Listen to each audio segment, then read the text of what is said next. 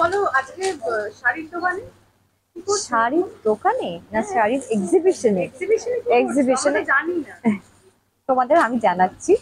তোমরা আমার social media দেখো না? আমরা দেখি। দর্শক দেখেনি? হ্যাঁ দেখেছি, সেটা যারা জানে হচ্ছে না তাদের জন্য বলছি। তাদের জন্য হচ্ছে যে ফেমে বাই রূপমালে আমার নতুন ব্র্যান্ড, সেটার আজকে এক্সিবিশন শুরু হয়ে গেছে অলরেডি। আজকে হচ্ছে 5 তারিখ, আজকে থেকে স্টার্ট হয়েছে, আরো দুদিন থাকবে, 6, 7। তাই বেশি দেরি না করে চলে আসুন সুদেশ ভবনে। আমরা 12টা থেকে রাত 9টা পর্যন্ত আছি এইসব অসাধারণ কালেকশন নিয়ে। তাই প্লিজ আমি ইনভাইট করছি সবাইকে, তোমার দর্শকদের, আমার দর্শকদের, যে তাড়াতাড়ি চলে আসুন পুজোর শপিং করতে। আমি দেখুন রেডি হয়ে বসে আছি, আপনাদের জন্য ওয়েট করছি। আপনাদের এত রেডি হতে হবে না, আসুন এখান থেকে নিয়ে গিয়ে রেডি হবে। আমি তো দুর্গাপুজো কি কালেকশন রয়েছে। এই দেখো দুর্গাপুজোর জন্য লাল সাদা সবার সামনে। না অ্যাকচুয়ালি লাল সাদা নয়, আরো অনেক কিছু আছে। দুর্গাপুজোর ফেস্টিভ্যাল আমাদের একটাই, বছরে একটা, যেটা আমরা প্রচন্ড আনন্দে কাটাই এবং প্রচুর শপিং করি। তাই এখানে সব রকম ট্রেডিশনাল, এই দেখো দেখতে পাচ্ছ যে ট্রেডিশনাল শাড়ি আছে, কিছু সুন্দর মডার্ন ব্লাউজ আছে, স্পেগেটি ব্লাউজও আছে, যারা অষ্টমীর জন্য একদম সুন্দর করে সেজেগুজে বেরোতে চায়। তার সঙ্গে কিছু এক্সক্লুসিভ শাড়ি উইথ ব্লাউজও আছে। ওদিকে কটন আছে, এদিকে আরো কিছু ট্রেডিশনাল শাড়ি আছে। সো বেশি দেরি না করে এখানে এসে ভালো করে দেখুন, তাহলে আরো বেটার হবে। কোন দিক দিয়ে বেশি ইজি লাগছে, অভিনয়টা নাকি?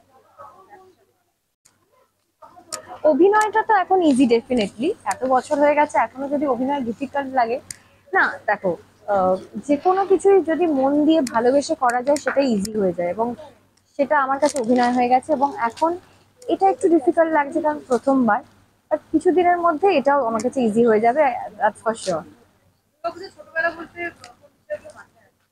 দুর্গা পুজোয় ছোটবেলা বলতে শপিং করা মাথায় আসে, এবং তাই শপিং করুন ফেমে থেকে। তুমি যেটা বলছো আমি সেটার উত্তর দেবো না। আমি কিছু বলেছি? আমি বুঝেছি। যাই হোক, এবার আসি যে খাওয়া দাওয়া নিশ্চয়ই ডায়েট থাকে না একদম। খাওয়া দাওয়া বলতে সকাল থেকে আমি না খেয়ে আছি, তার কারণ খাওয়া দাওয়া বলতে সত্যি আমি কিছু খাইনি, তার কারণ সত্যি সময় পাইনি। এইবার তোমরা যাওয়ার পরে আমি ওদিকে যাবো, কিছু একটা খাবো, খিদেও পাচ্ছে আমার একটু একটু।